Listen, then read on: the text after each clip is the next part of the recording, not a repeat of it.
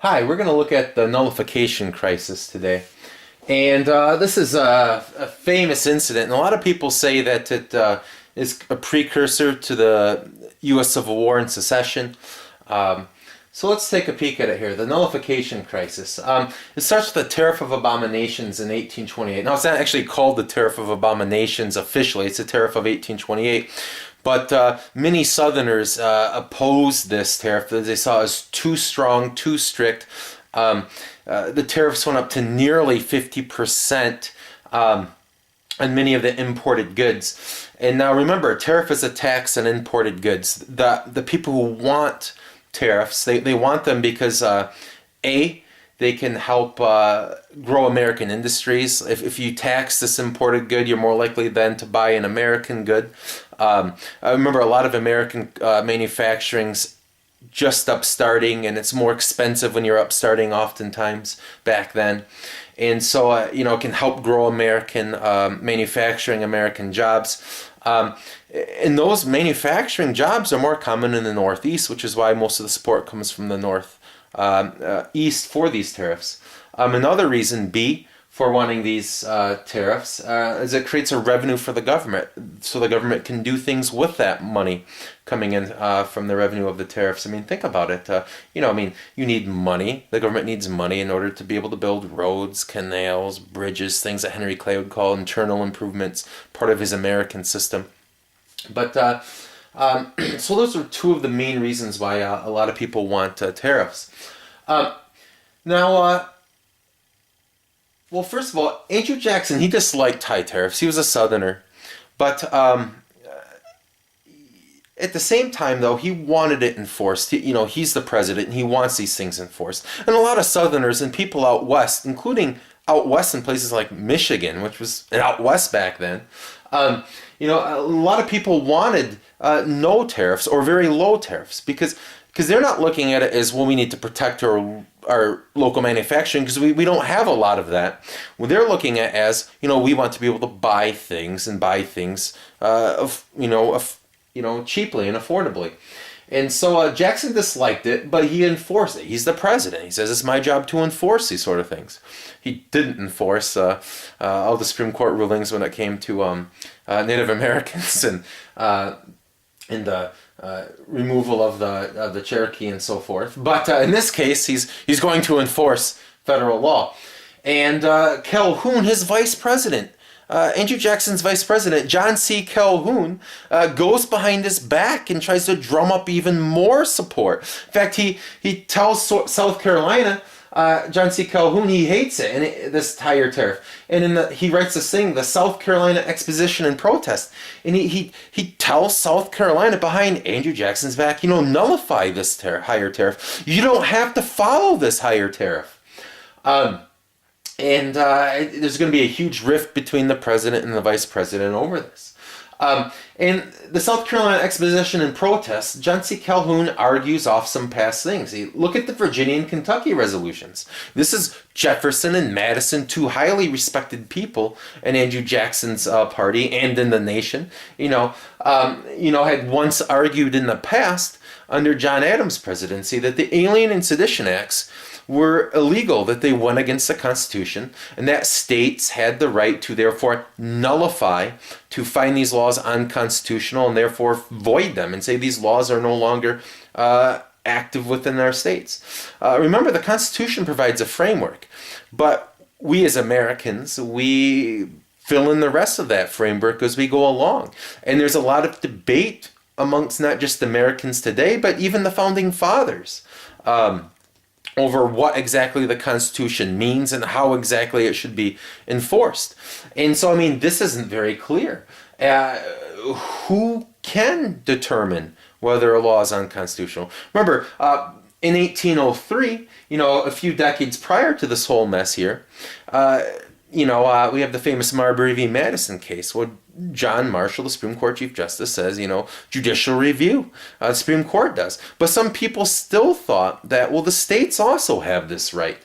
And later, this is seen as, the states can't nullify federal law. Only the Supreme Court can find them unconstitutional. But he harkens back to the previous Virginia and Kentucky resolutions, which said where Madison and Jefferson say, the states of Virginia and Kentucky can find the Alien Sedition Acts null and void within our states because it's just unconstitutional, the limits they're putting on free speech and on various groups of people.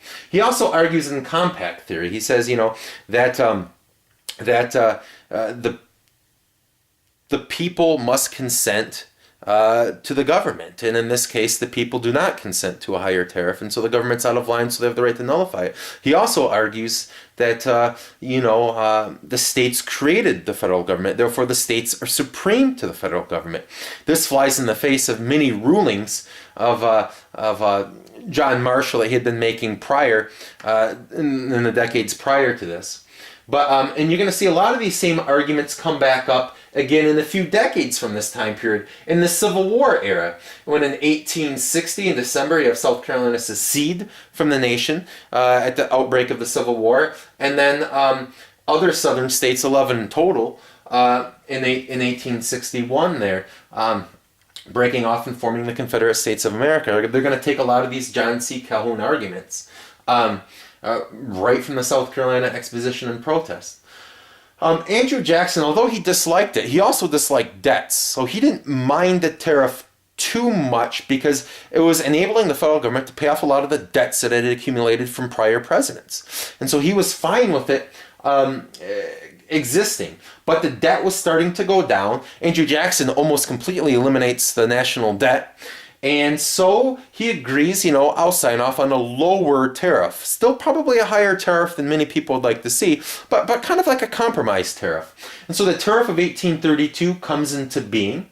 And to be honest, the 1828 tariff, this gets signed on at the very end of John Quincy Adams' presidency. And there were a lot of political motives behind this to try to make it a political issue for the 1828 election between John Quincy Adams, who's from the Northeast, Massachusetts, who supported these higher tariffs, and Andrew Jackson, the Southerner, who was opposed. And so the Tariff of Abominations in 1828 actually came about in large part to be a political, a wedge divisive issue for that election. It actually ended up helping Jackson. But so the Tariff of 1832, it's going to lower the tariffs a bit. They're still higher than where they were prior to the Tariff of Abominations, but they're going to be a little bit lower.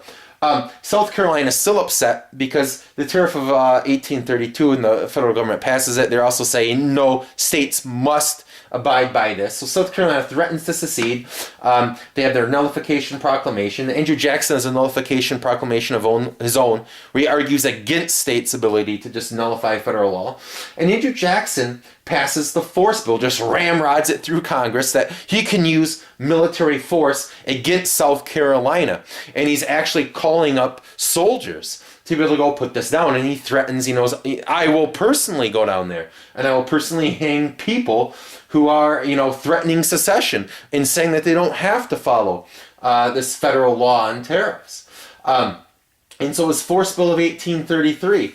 One interesting way where you see the politics play out in this is there's this Jefferson dinner party, to honor the former president who has since passed away.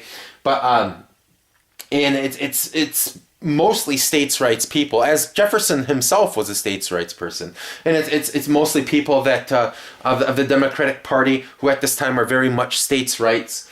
And Andrew Jackson knows this, and when Jackson goes down there, Andrew Jackson says, he says, our federal union, it must be preserved.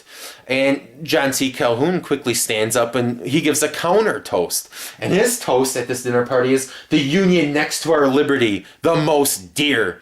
And so you can see the conflict between the two, and they have this huge falling out. But Calhoun is this kind of like this, is brought back up as this symbol of the South during the Civil War era. But violence very well might break out. Andrew Jackson's willing to bring it to that point to enforce federal law. However, Henry Clay, the great compromiser, famous for the Missouri Compromise, famous for the Compromise of 1850, and a few other compromises in there too. He had this long political career. He's this young war hawk who pushes us into this War of 1812, which actually makes Andrew Jackson famous. The Battle of New Orleans is which makes Andrew Jackson this national hero. But Henry Clay, who's actually a political rival of Andrew Jackson, the two can't stand each other, comes up with this compromise to save the day at the last moment, the compromise tariff of 1833, which is going to gradually lower the rates over about 10 years. In South Carolina, realizes that none of their fellow southern states or even western states are supporting them in their actions, even though they also agree that they want lower tariffs. They refuse to say that they can just nullify federal law willy-nilly.